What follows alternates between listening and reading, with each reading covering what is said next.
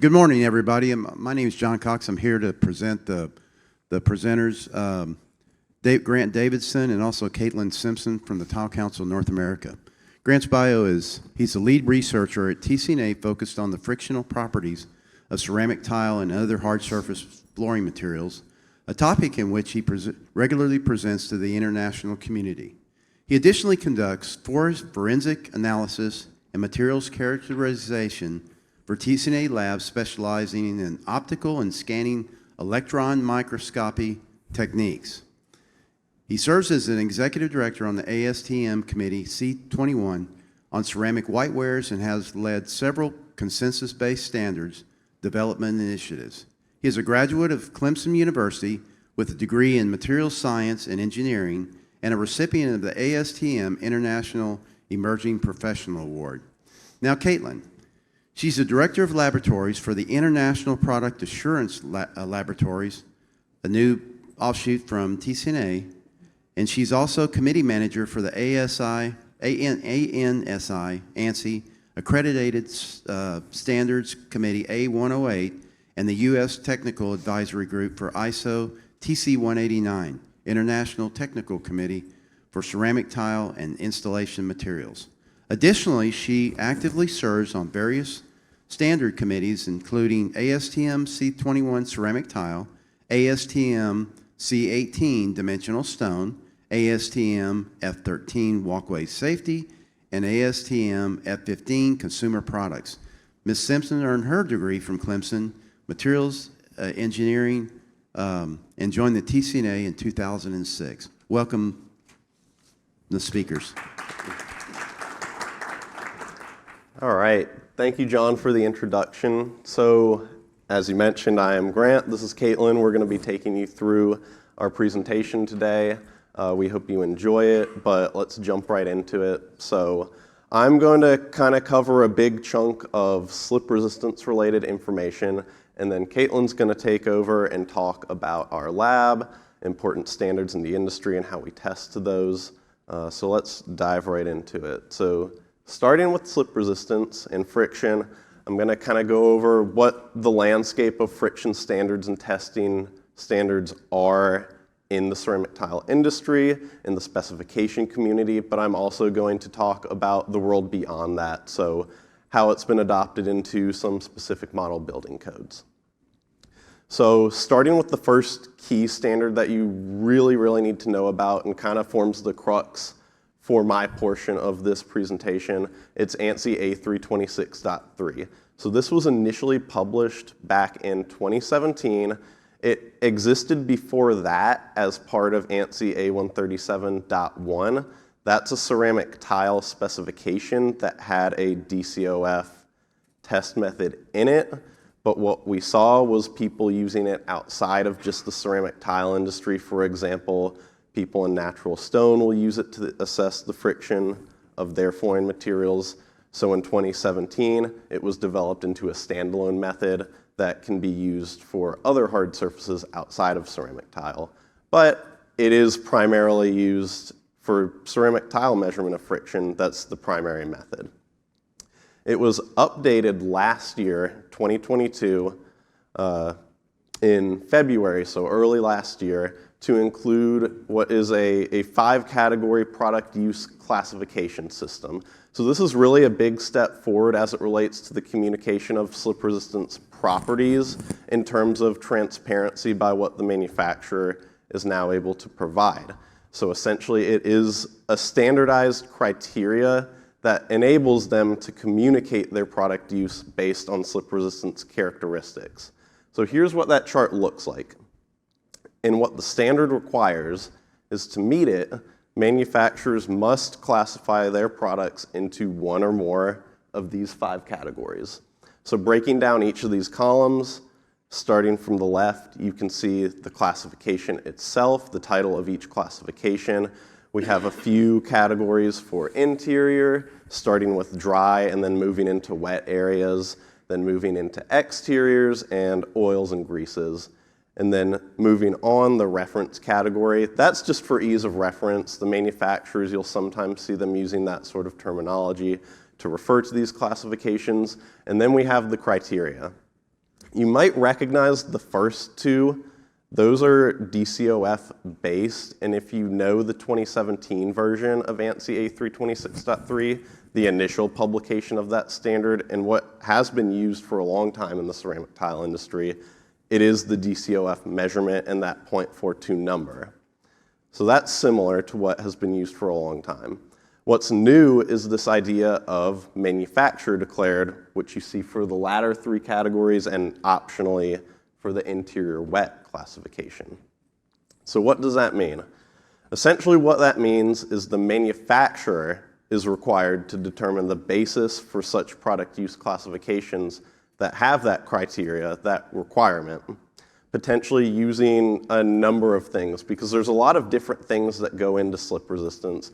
And I'll talk about those in a bit, but here's just a few examples that a manufacturer could now use. It could be that DCOF measurement, which a lot of people use, and it's been historically used in recent years in the tile industry, but now this standard enables them to use things like manufacturer experience. Maybe they've installed 1 million square feet of tile in a wet area application, and they haven't had any claims of anyone slipping and falling on that. That's an example of manufacturer experience. Or maybe they want to use another test method. Some of you might be familiar with the British pendulum test method, which is a measurement that is different from DCOF measurement, but it's also used to assess slip resistance characteristics. It could be the German ramp. I'm going to talk about those in a little bit, but just to give you an idea. Or you could also use something like roughness, like 3D tread, profiled raised texture onto the surface. Any slip resistance characteristics, so long as the manufacturer is defining their internal product selection criteria, that can now go into their manufacturer declaration as a basis. So continuing on, each of these classifications in ANSI A326.3, which I will note is available online for free, so I'd recommend you take a look at the standard if you're interested in this. It does provide descriptions, specific descriptions for each of the 5 classifications, and it also provides informative areas of use. Those are informative, they're examples just to give further guidance, further perspective to any user of the standard, kind of to give you an idea of where certain products might be installed, depending on the classification that that product has been classified into. Okay, so that's the background, that's what's in the standard. But why is this important? Well, to understand that, we really need to understand slip resistance, which is a very complex topic. There's a lot that goes into it. And in fact, slip resistance is more of an overarching term. It's different from the term dynamic coefficient of friction. It really deals with a lot of different factors that go into it that affect the possibility of a slip occurring on a certain walkway surface. The way I like to think of it is there are really 2 main components. So number 1, you have the material component. The actual materials that are involved, such as the shoe, the walkway surface itself. Are there any liquid contaminants, dry contaminants, whatever it may be that is coming into contact between the shoe and the walkway surface? So that's the first aspect of it. Then there is a human side to it. That's where it gets a little bit harder to predict. That's where it gets a little trickier. So you have things like stride length, the human gait, the physical and mental condition of at the time of its slip, excuse me. So for example, maybe someone's had too many to drink and they are not walking straight. That's a factor and it's hard to predict. So you can see how very quickly this gets very, very complicated. But one of those factors, continuing on, is the dynamic coefficient of friction. It's a very, very important factor, but the main point here is that DCOF and slip resistance, those terms are not interchangeable.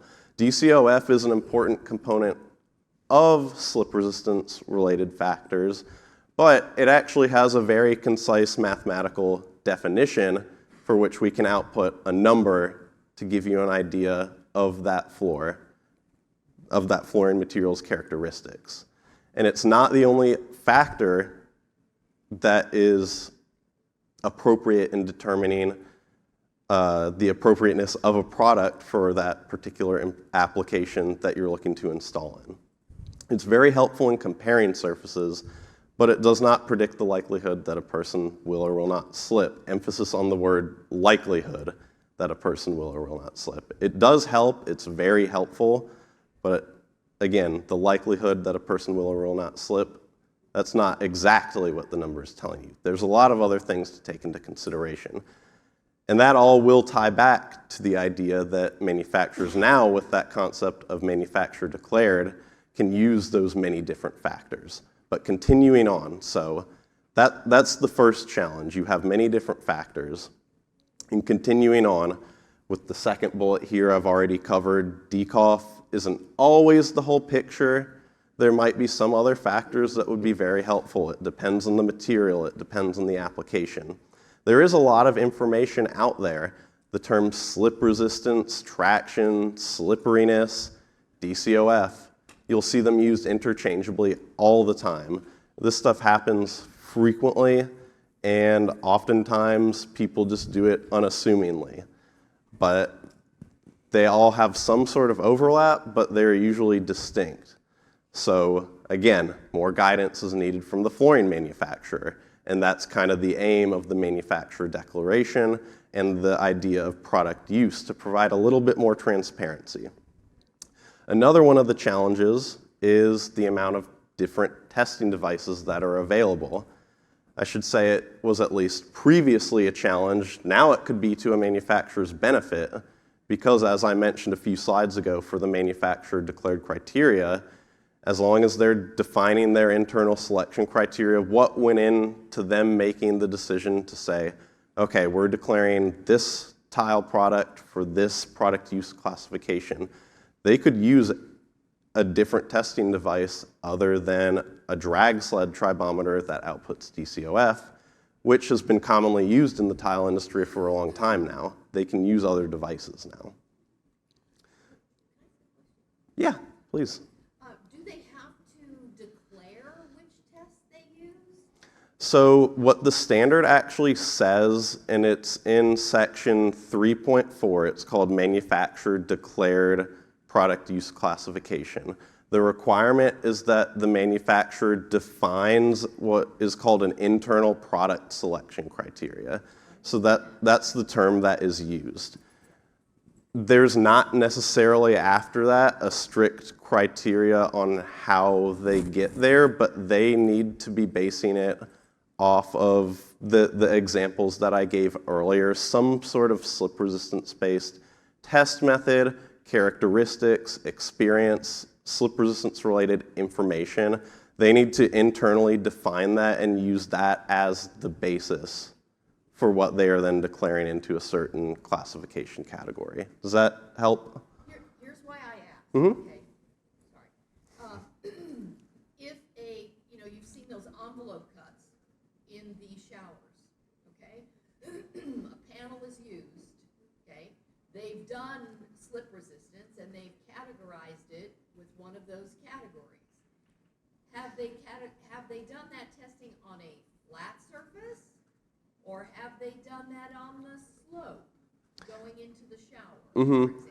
Yeah, so that's another area where it will vary manufacturer to manufacturer.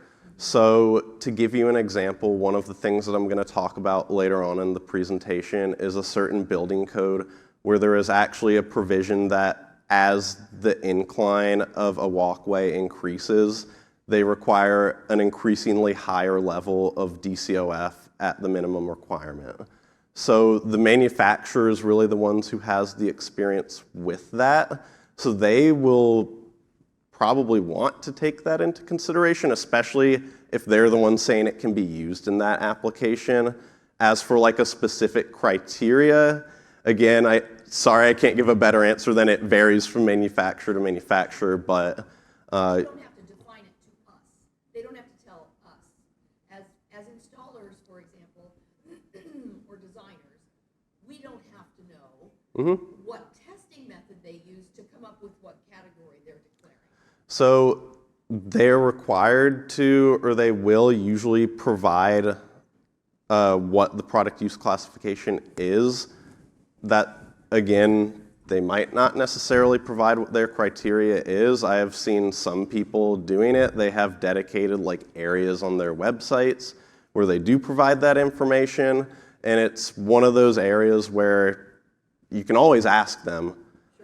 So as for their willingness to tell you, I don't know, but they are required to have that information defined to meet the standard. So it does exist, and if they're not providing it transparently already, at least that specific part of that, just ask them what it is. Yeah, absolutely.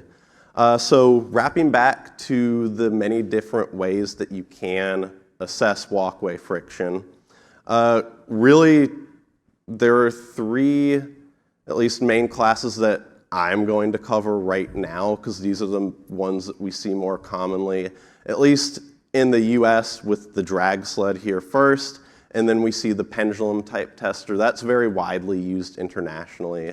In fact, it might be the most widely used worldwide, but in the US, you see the drag sled style quite a bit.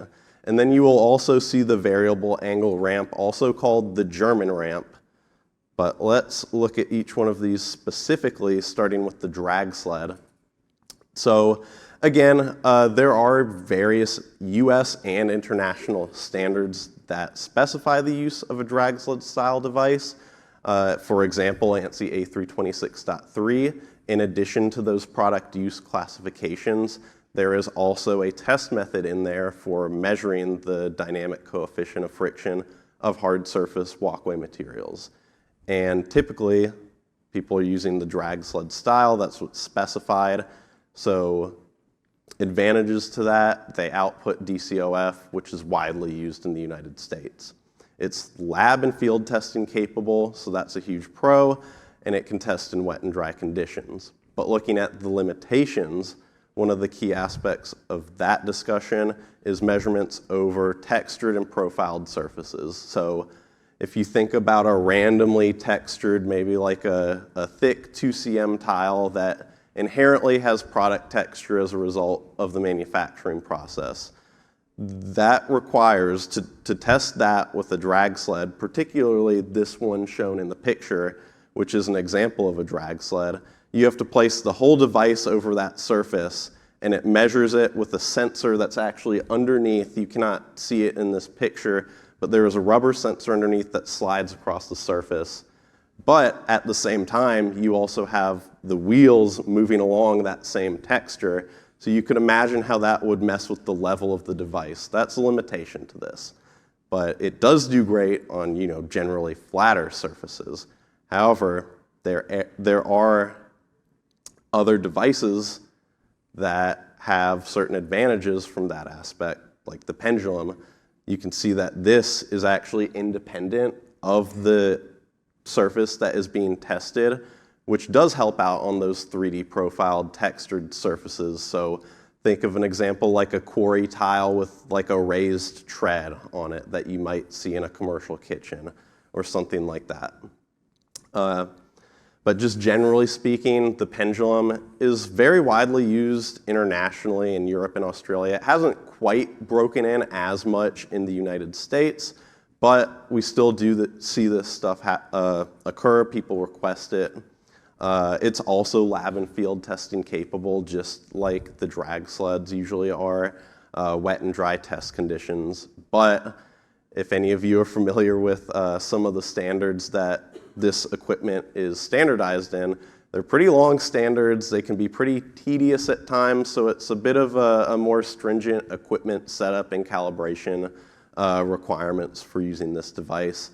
And the outputs are different than DCOF. They'll usually be described as a BPN, a British pendulum number, or a PTV, a pendulum test value. And those aren't necessarily just directly correlated to DCOF values. There's not really an equation that says you can go from this DCOF and have this British pendulum number and say, okay, these are the same thing. Moving on, the last class of tribometer we're going to talk about is a ramp tester, the variable angle ramp. This was initially developed and used in Germany, and there are a few different standards that spec it, but this one, it's quite different from the other two. So the pros and cons, or advantages and limitations rather, are a little bit different than the other two. So the big advantage, and this is a great advantage, is it's based on human ambulation. I'll show you guys a video in just a second on the next slide of what the test actually looks like, but you do have essentially the ramp will come up at an angle. You will have an operator walking over. You can see the little yellow panel there. That's a test panel. The ramp goes up at a specific angle, rate about 1 degree per second. The surface is slicked with oil. The operator is wearing a standard boot. They walk over it. They're harnessed in until a slip occurs, and that's the test. So you can also do this barefoot. There's a standard for that, and it is great, again, for those textured and profiled surfaces because it's an actual person walking over it. Limitations. This, you can only do lab testing. Once the flooring's installed, you're not going to be able to just rip it up, take it out, and put it on this tester, especially for ceramic tile. It's pretty difficult, and it's not done to my knowledge. So in situ testing is not possible. And if you're testing with a shoe, that's limited to a specific oil contaminant and a specific work boot. So that's also limiting. And again, different result, different output. These results, it's actually not just the angle at which a slip occurs. It goes through a calculation and outputs something called an R value. So again, we have a different measurement scale than the previous two devices. And let's take a look. So it's a quick little video, but you can see at the end the slip occurs as it's going up. He is harnessed in, but there is that work boot with the specific outsole, and that's what the standard requires. So how does this all tie back to ANSI? Again, now manufacturers can take into account all of these different slip resistance related factors as part of that internal selection criteria that we had talked about for all of these things. And how has the ceramic tile industry adopted this? So the core tile industry product standards, which are the A137 standards listed here, A137.1, .2, and .3.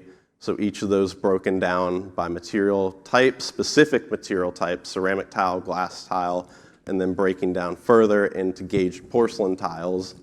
Each of those were updated last summer, I believe in June or July, not sure on the exact date, but it was last summer, to require the reporting of the slip resistance product use classification per A326.3. So to meet these tile standards, a manufacturer must be assigning those product use classifications to each of their products. And manufacturers, a lot of them have already started doing this. Again, sometimes when you adopt a new industry standard, there is a little bit of time. It can take a little bit of time, and there's not really a set amount of time on how long it takes to kind of roll over. But we have seen a lot of manufacturers who are providing this information. And if they want to meet A137.1, .2, .3, they are required to meet that information. And these are typically going to be communicated via maybe it's product literature, maybe they have a dedicated web page on their website, a spec sheet. It's really up to the manufacturer. And again, going back to your question, please ask the manufacturer if you have questions. If you can't find it and they say their product meets one of those standards, they need to have that. So feel free to reach out to them and contact them. But typically, how I have seen it communicated is usually there is a dedicated website page that some people will have. But again, it varies by manufacturer to manufacturer. So moving on further down into the supply chain, or further on in the supply chain, what role does the specifier play? Well, we all know it's their responsibility to make the project-specific selection. So if you read ANSI A326.3, which again is available online for free, It's very helpful. It has a lot of very, very helpful informative notes, which are not actual requirements of the standard, but they are placed in there to provide further perspective on things that are required of the standard. It does list out numerous factors that should be considered. So you have things like the type of use that the area the product is going to be going into, expected traffic, expected contaminants, and of course manufacturer guidelines and recommendations, so the product use classification. And we've kind of already touched on this, but what's next? Well, manufacturers need to continue to assign those to meet the product standards, and they need to communicate the information. That's what they need to be doing. Distributors and importers, a little bit similar, but make sure you're communicating with the manufacturers. So request those product use classifications, ask them what their criteria is for making such classifications, if applicable, and then make that information available to your customers if they need it. And if you're a consumer, very, very similar thing. Ask the sales rep for products that conform to those ANSI standards, including the product use classification, and make sure you're considering a product with the classification for the application that you're intending. So kind of just wrapping that up. It is very much expected, and this is still relatively new, so it is an ongoing process, but it is expected that this will lead to better specification, which of course impacts lots of people throughout the supply chain, but hopefully that will lead to less slip and fall events as we move forward.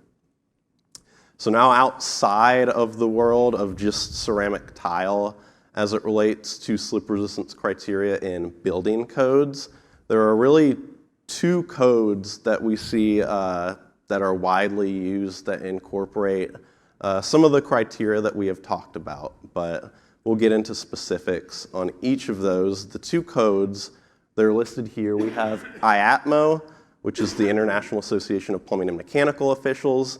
They publish a swimming pool, spa, and hot tub code, and the specific revision that we're going to be referring to is the 2021 version.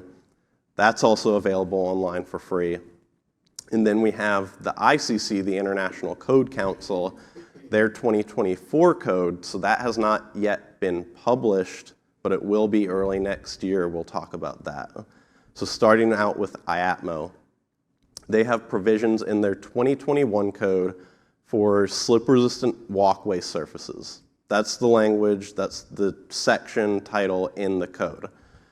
So there are really three main components to that. So number one, you have level surfaces, level walkways, which are expected to be walked upon when wet. Those require a minimum of 0.42 wet DCOF per the ANSI A326.3 test method. So that's kind of similar to those first two product use classifications that use DCOF. Then we have inclined surfaces, so kind of alluded to that earlier, but that's essentially saying there is a formula that will tell you essentially as the incline of a slope increases, you need some increasingly higher DCOF raised up from that baseline 0.42. So it'll be something above 0.42 depending on the severity of the slope, or the degree of the slope rather. Then we have surfaces where DCOF is really not a feasible measurement.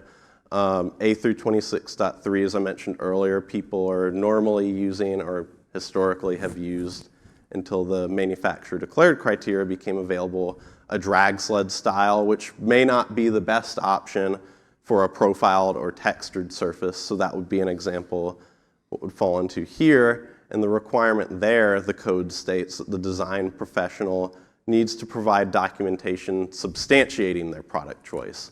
So that's another tie-in to the ANSI A326.3 categories. That could be something that the design professional might consider in substantiating their choice. And again, this is all available. This specific code is available online for free. You can view it online for free at iatmo.org. if you just search exactly the header on this slide, you will be able to find that. And then we have the ICC. So this language is coming. It's not as extensive as the IATMO language because it's actually an either or. You can kind of pick between two test methods that will be going into the code. However, I will comment that previously the language in the code, all it stated was that the fluorines covered by the scope of the code shall be slip resistant. That's all it said. It didn't say anything else, so there was no measurable criteria. So there have very much been efforts ongoing in the past several years to get something in there, something measurable. Let's take one step forward and then figure out how we can further define this to make it better. And so this is going to be the next requirement in the International Swimming Pool and Spa Code. Either a classification of P4, which is tied to a British pendulum standard, specifically AS 4586. So a pendulum standard, a minimum threshold value for that, or you can have a minimum wet DCOF per ANSI A326.3 of 0.42. So that'll be included in the next revision. It's not in there yet, but it's coming. And actually that just about wraps up my portion of the presentation. So we're gonna pivot to Caitlin in a sec here, but I can answer a quick question we have. So, but just to clarify, Sure. TCNAtile.com, 326.3 is The next slide. Correct, yeah.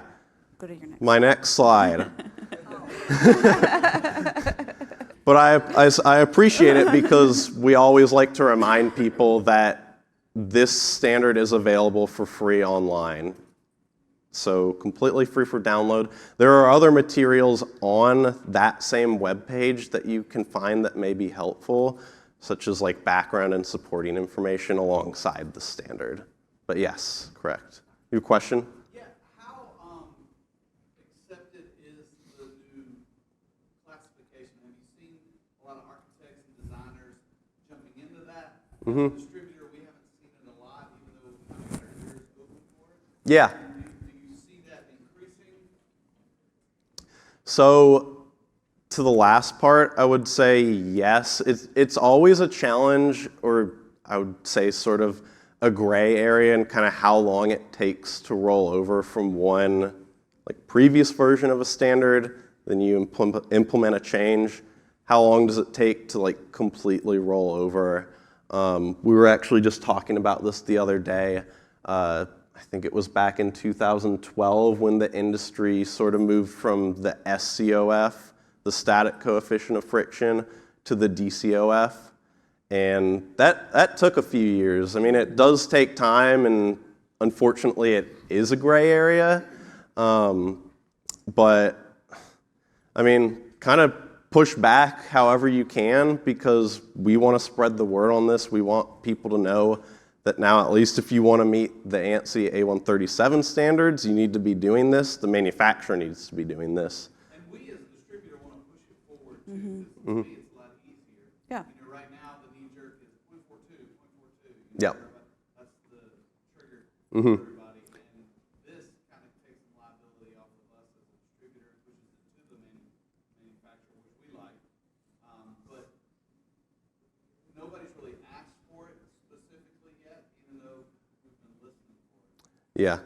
Well, I think that's the right approach to take. You know, keep your ears pricked up and just keep your eye out for it. And I know my manufacturers will be like, well, nobody else is asking for this information. I think a key thing too is you can bring that up when you're in these conversations. If you don't hear it, you can say, hey, have you seen this new standard?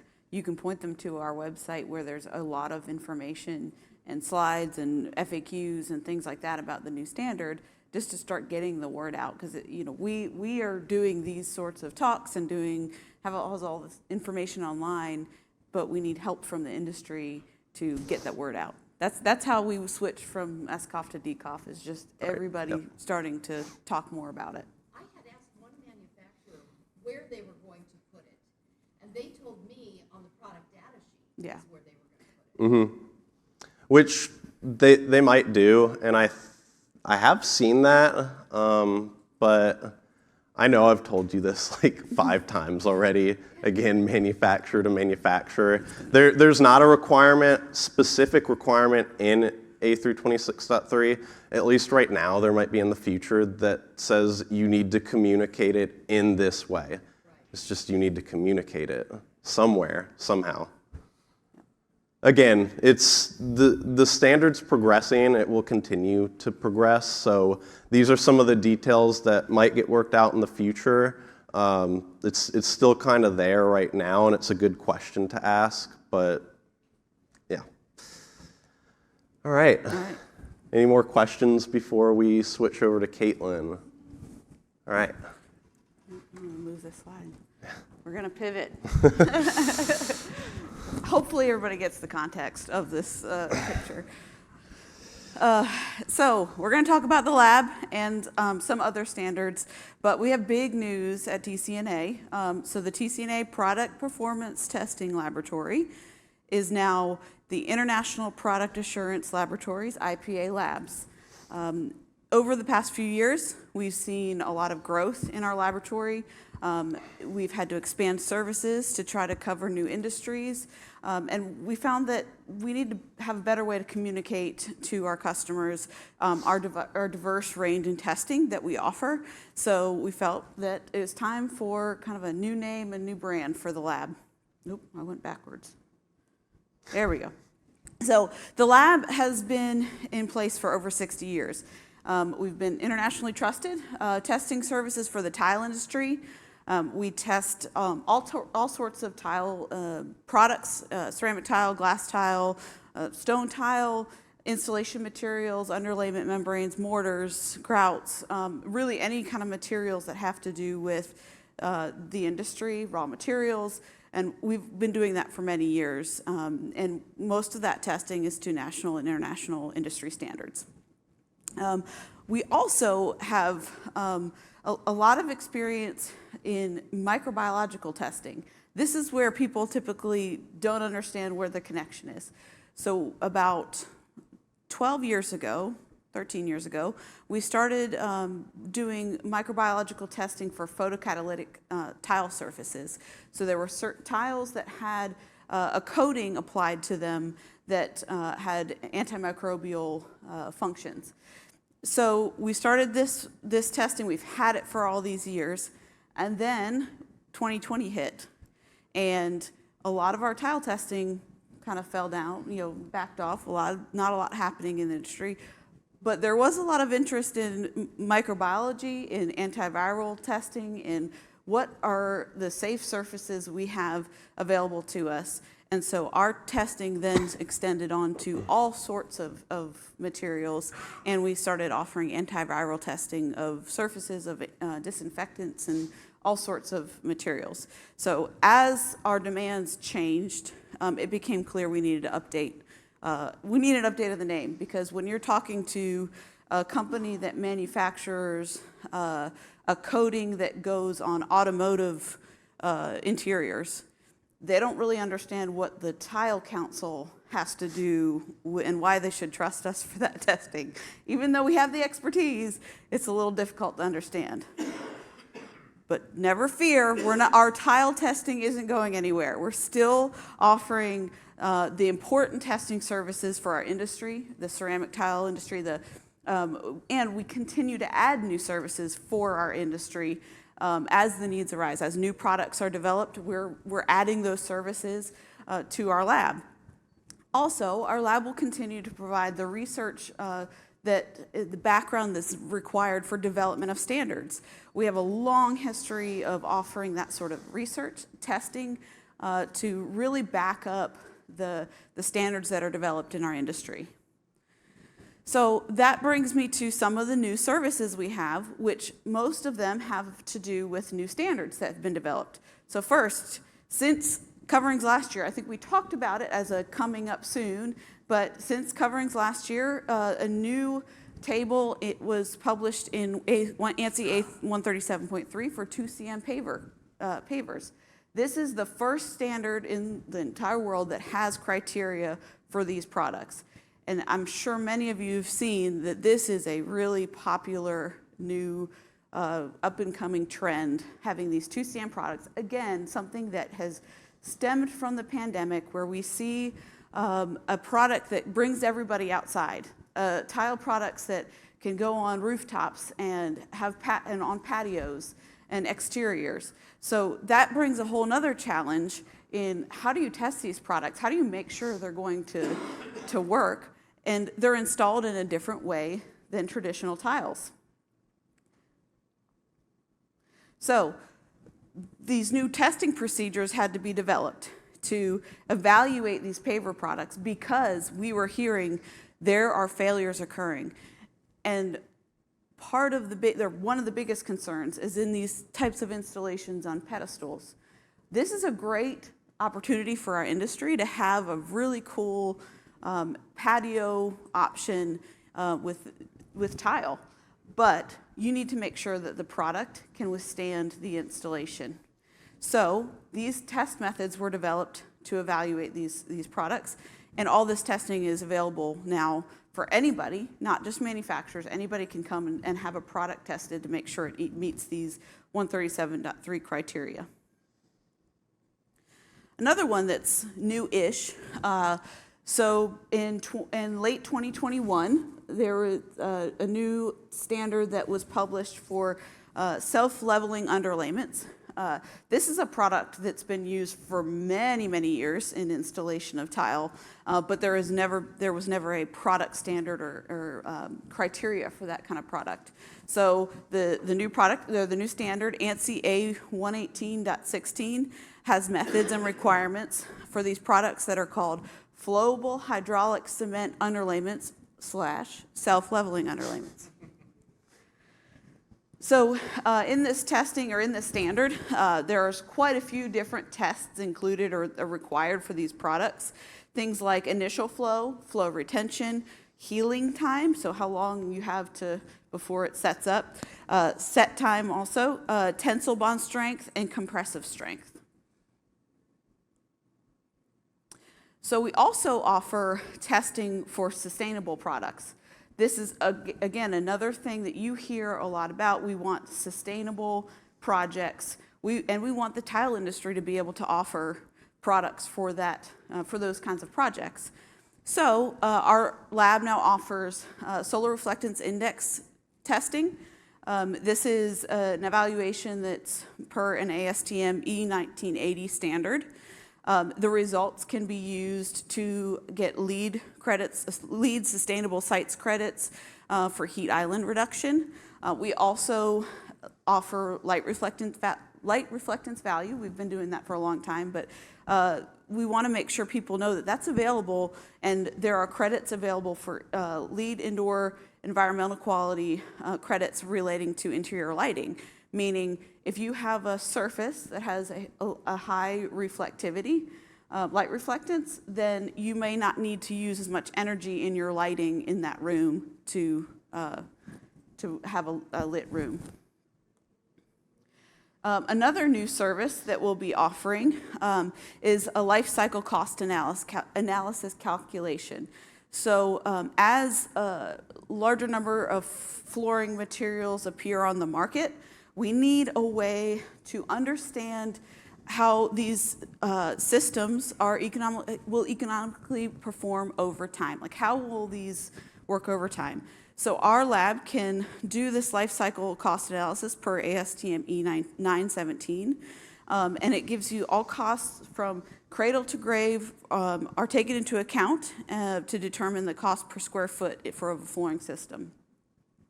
So this will provide the ability to compare design alternatives to meet the same minimum performance criteria. We're able to identify specific costs for flooring systems throughout a building's expected lifetime, like materials cost, installation costs, maintenance, demolition, among others. And it just gives us insight for the long-term costs of a material, not just manufacturing costs, but what's the long-term cost of a material, and what's the potential savings. and help make sure that you have the highest possible value material. You're working with highest possible value material. So just as a reminder, all of the different, and this is just a few of the different materials that we test in our labs, so ceramic and porcelain tile. We do the testing for the Porcelain Tile Certification Agency, PTCA, gauged porcelain tile, so thin tile, and then also pavers, glass tile, installation materials, dimension stone, antimicrobial surfaces and coatings. We also get into forensic testing, and I'll just expand on that slightly. We have the benefit of being right next to Clemson University. And with our partnership with the university, we're able to offer a lot of really high-tech content through the equipment available at the university. So scanning electron microscopy, other FTIR, other chemical analysis, so that we're able to do some of that forensic work and work mostly with consultants on really evaluating the materials in an installation. So I'm going to pivot slightly again and put on my committee manager hat and talk a little bit about or share with you some of the updates from our A108 committee and our handbook committee. So the ANSI A108 committee met on Monday, had a great meeting, and we have a lot of changes coming up to our standards that we're really excited about. So new standards on the horizon. There's work for specifications for pre-mixed grout that have never been available before. Also specifications for foam backer board, field fabricated tiling kits. Also, probably the most work that's been happening in this committee for the past few years is our extensive updates to A108 installation specifications. And when I say extensive, every single A108 standard that's in that book has been touched and revised and is going to be different, but in a good way. Going to be easier to work with, it's better organized, there are new standards, there's a terminology standard, there's a materials list standard to try to make the standards easier to use instead of just having a bunch of information all different places. Look for this book later this year, late in the year. There's still a few things that need to be tweaked that the committee is working on, and we hope that we can get that published by the end of this year. Also new in 2023, so the new TCNA handbook, the normal handbook that you know and love, has been updated and is available, but coming soon in 2023 is the brand new TCNA handbook for gauged porcelain tile and gauged porcelain tile panels and slabs for installation of those products. There has never been a handbook for these products, and now that will be available later this year. So that's all I have. Does anyone have any questions for me? If not, come by our booth. We have some new IPA Labs merch, swag. Come by and get some. If you have any questions, I'm also probably going to be at the booth most of the afternoon, so you can come by and see me or Grant. Yeah. Please feel free to approach us after this if you have any questions, if you'd just like to chat one-on-one, whatever. Yep, or send us an email. So, great. Thanks, Thank you. everyone.